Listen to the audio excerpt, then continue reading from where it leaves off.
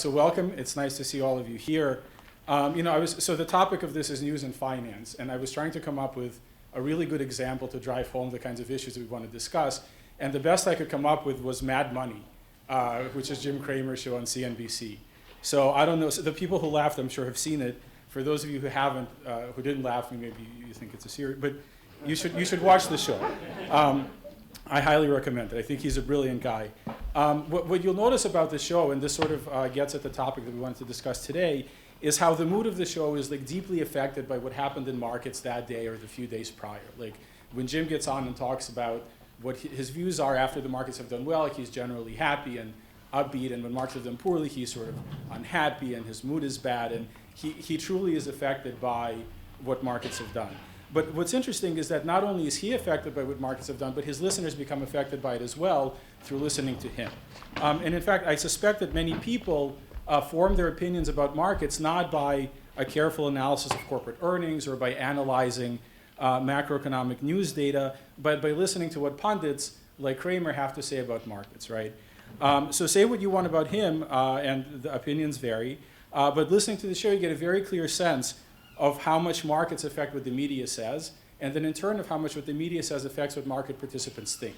And that's really what we're trying to explore today. So this is an area that's always had a lot of interest from many different from practitioners and academics, and there's always been a recognition of the importance of this interaction between news and finance. But in recent years, with better technology and more data, progress in this area has really taken off, which is really exciting. And that was one of the motivations for having a program like this in the first place. The field, it turns out, is inherently multidisciplinary in nature, and I identified 4 different constituencies that sort of care about it. One is economists, who really are concerned about how news gets impounded into market prices. The second constituency are computer scientists and statisticians and linguists who are deeply concerned about how you would take raw text and extract from it information. The third constituency are journalists, who actually decide what to write about, how to write about it, and ultimately affect how the news that the rest of us read.